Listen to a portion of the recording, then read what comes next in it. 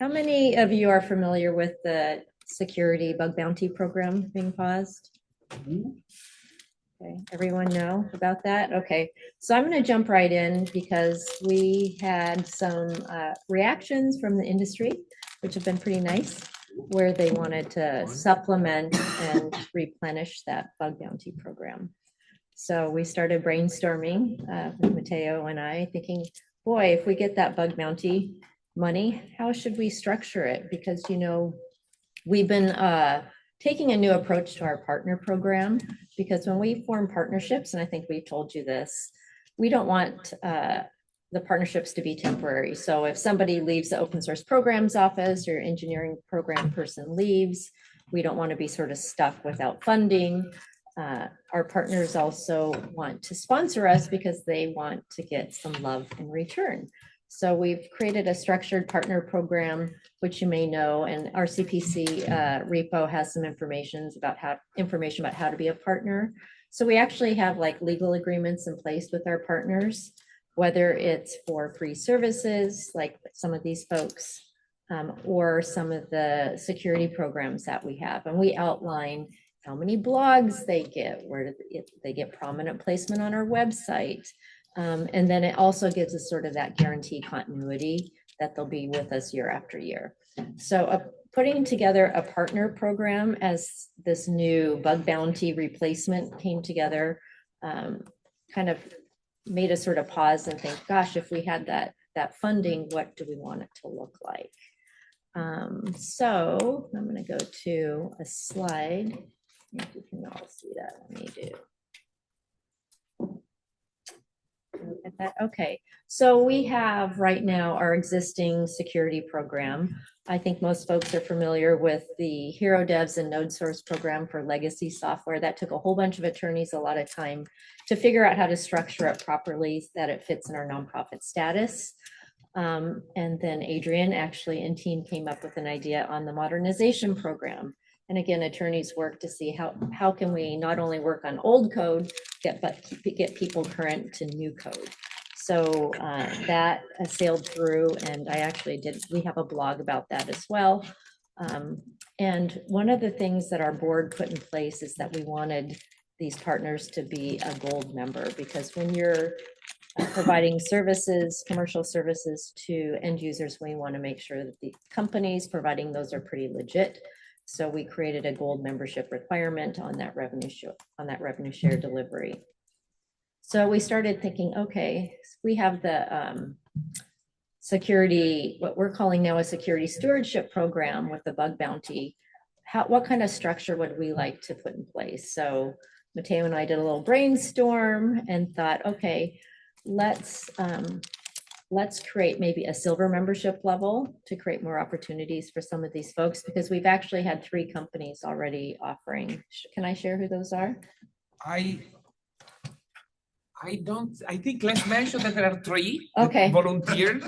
Sorry, yeah. I don't want to put logos until until they're there, until the link there. is. I don't want to give them free credits until we get the money. Yeah. Sorry. Yeah. So what we're having, we're fielding calls saying, hey, we have money, how much do you need, or how much do you need to replace? And so, which we never had before in the Node.js project. Oh, so it was weird. Very weird. Literally, like.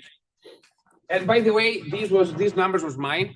And then first I started running with 150, and then they lowballed to 100, and that was.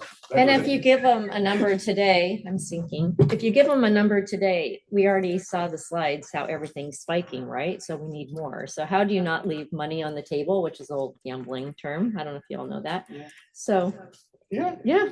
So Pretty anyhow, good. So 3. Yeah, so we have three folks interested. Again, what we wanted to do is put together a structured partner program around it, brand it. So we thought we'd brand it the Security Stewardship Program.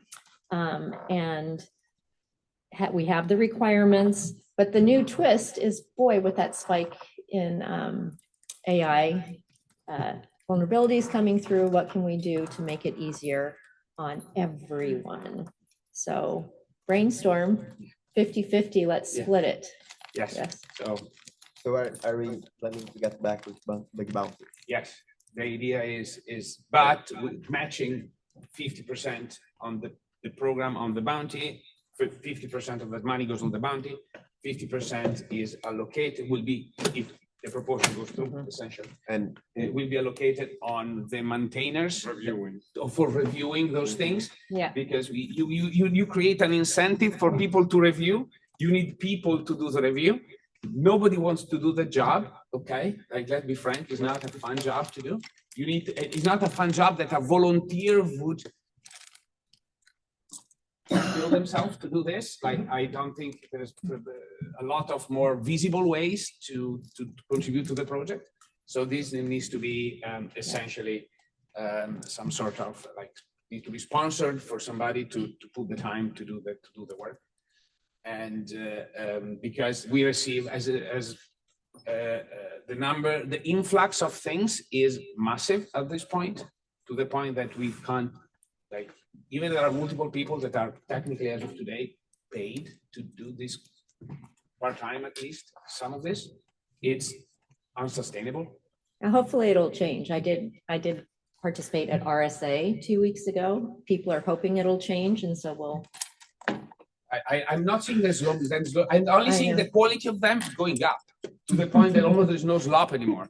So That's what Greg Crow-Hartman said from the Linux kernel. Yeah, he's widely quoted. There's almost no slop anymore. They are good. Yeah. Like, they are legit. But what I'm hearing, what I heard at RSA is in 6 months' time, we're going to have more tools to help manage.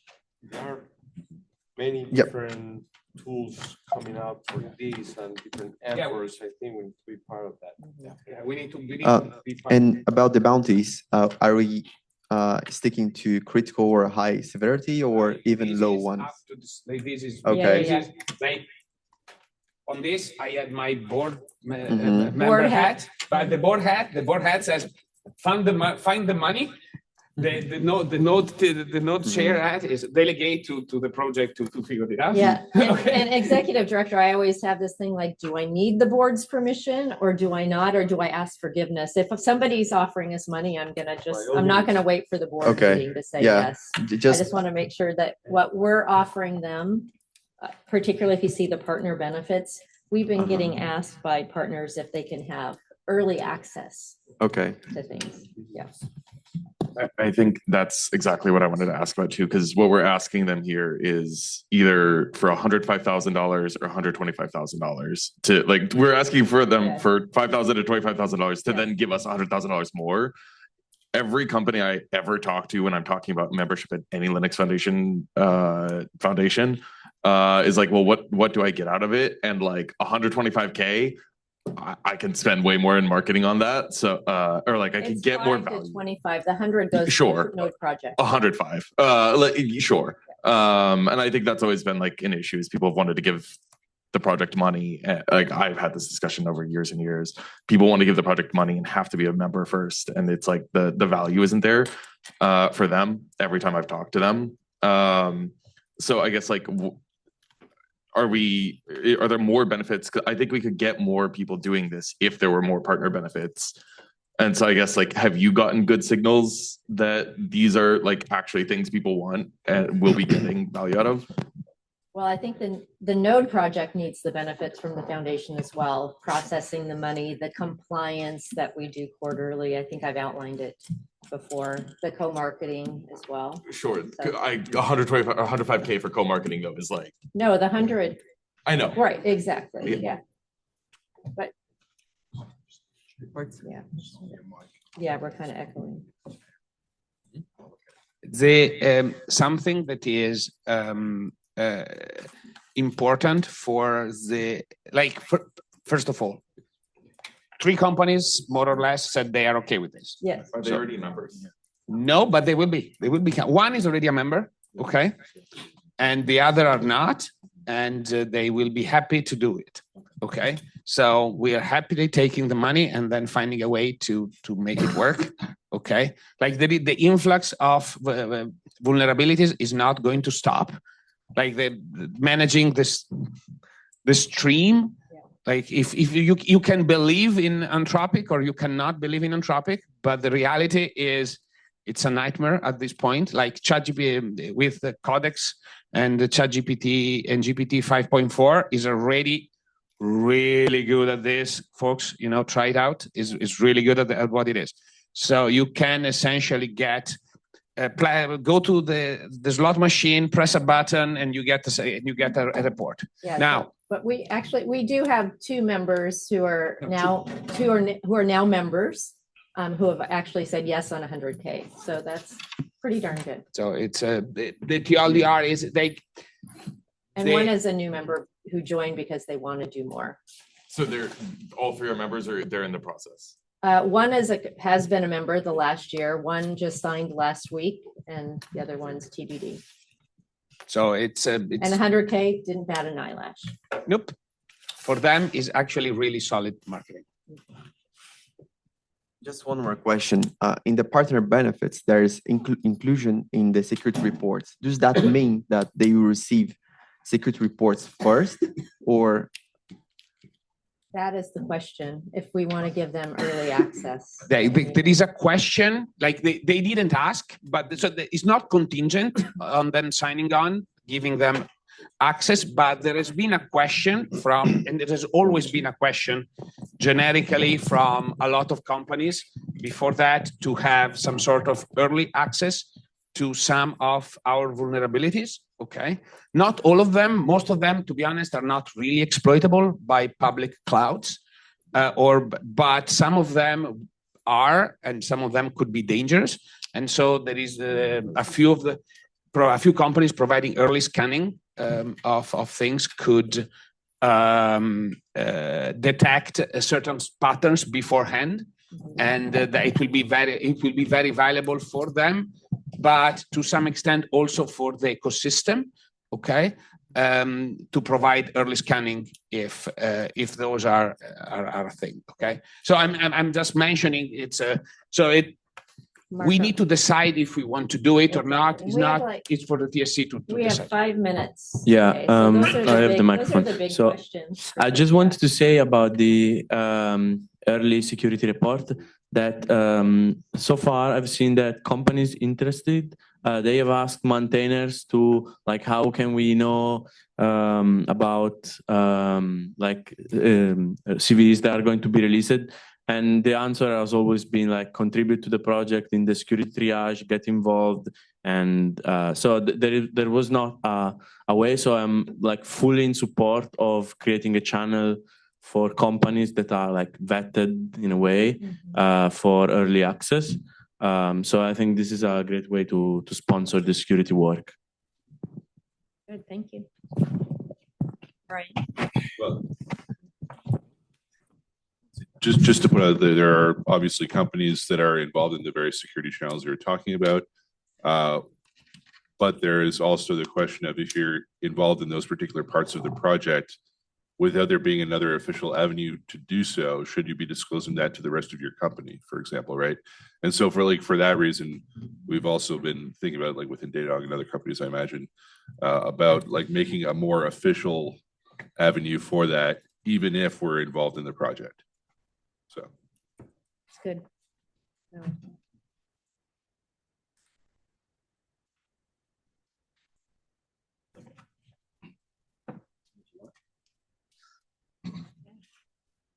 So am I hearing a general comfort in sharing information with trusted partners who sign on to this? Yeah, Chief T? Would there be any chance for us to like have the TSC like have an approval on that? We Like, should. I think I would love to We see like should. a blanket approval Yeah, from sure. the TSC. We as should. a- We should. Yeah. Like, let me clarify. This happened. This is moving very fast. Okay. And it's been moving very fast, very quickly. Okay. The announcement was a couple of weeks ago. 2 weeks ago. 2 weeks ago, and we signed a first silver last week Mhm. on this. There was literally, and the TSC was busy doing another thing. and another big discussion, so it could And not last be week brought it up. was at 3, last week it was at 3 AM Pacific, so the Yeah, TSC. like- So if we have a lot of the TSC here, it would be great by I- tomorrow to have some sort of. I'll do an email. We plan to do an email, and Yeah. it's not really private anymore, So- but we need to have a conversation on this. So what I meant was for sharing, like for putting people in, for putting a company in this group. So like there's these 3 companies, have the TSC do a private vote on each company and be like, yes, we are happy to share this information with these people. I think that would be a nice gate to give, like, okay, there's no, similar to how we do the moderation team, there's no question that we as a project want to share this information. Yeah, I think that's a That- question. I would That may require some legal, just because as a nonprofit, we have to set some parameters. The Kubernetes certified, you have to have either X number of people pass the certification exam or X number of people in the TSC. So I guess you could gate it, but what I'm saying is to create a more uniform way as opposed to like a bias, a personal bias. Shouldn't the TSC not be personally biased? We're a nonprofit, so I don't know on. There does need to be at least some kind of review. I think Yeah. what the details of the review is and how it works is what we still need to figure out. Yeah, and that's what I was suggesting. And it's not even, and it can't be a one-time decision, right? It has to be we're monitoring this. Like one thing we will want to make sure of is if we start providing this information to these trusted partners, if they start using it in a way that the project is just like, wait, we don't agree with that, we have to be able to push back and say, stop, or this is not going to happen anymore. So the TSC is going to, in the project as a whole, through the TSC, is going to have a way of providing feedback into this. And I think that that's one of the things that still needs to be worked through, and what that looks like and how it works. Yep. Yeah, and I think that's what I was thinking about with this, is like having a similar process to with moderation, where we have to have a blanket approval from the project leadership for this company to get that, I think is ideal. Like from my point of view, the part, to be honest, is that specific part of the contract needs to be tied up so that they cannot release this publicly. They need to keep this private until the project ships it. And if they make a mess, nope, you lose access, goodbye. Okay, like kind of something like that. Okay, but I don't think we can. TSC takes a long time to do this kind of decisions, and I'm not entirely convinced that we should be faster at the TSC to make decisions. But it's very hard to vet a company in that scenario. So I do not think it's also the TSC job to do that. But it will be the foundation responsibility to say, from a legal perspective, because there is a contract in place. Okay, if you have access, if we can give you access, but if you make a mess, you are losing access. Okay. It feels strange that the foundation's giving access to the project. But we are asking. This is why we are asking. This is a conversation which is a shared responsibility, because it also conveys money. Okay, which is a foundation responsibility. So this is where it's a cross between the two. Is a shared responsibility on those things, and why we are having the discussion here. We can decide we are not doing it. Okay. And the money, it's really the board. It's not the So foundation. it's there is the two things are, but we, like, I don't know, if you have for all of you that are on that tracker, you know the pain. So I'm like, waking up with 5 new vulnerabilities every single day of the week is not fun. Like there's bad stuff. Joey. I think we can have more like, we can kind of solve this with metrics. For example, why do we care about releasing information early to certain companies? Because, for example, they might have a huge impact. For example, if there's a company that deploys Node in production to many, many customers, you don't want like the moment the security vulnerability is out, some big company suddenly becomes vulnerable and it impacts like non-technical people around the world. And we are part of the supply chain. We do not want to affect random innocent users because we are part of the supply chain. I think we can kind of like, somehow quantify the supply chain things. Somehow there must be like, how many Node.js application you deploy in production, how much traffic, those are the things that we can quantify and decide whether we are critical enough in your supply chain and also to the rest of the world to decide whether it's worth disclose early. I think that's one way to solve it instead of like having very subjective metrics of we are close to this company. We know this, maybe they are not as impactful, but we're close. That seems somewhat unfair, but yeah. I also want to say this gives us the potential to double a Rafa, like to have a clone. So that would be pretty awesome. We need more people. Yeah. Huh? Let's go. Where is the cloning machine for Rafa? Exactly. Stick Rafa through the AI tool. Okay, that's it. I think everyone's hungry. This was a surprise. Yes.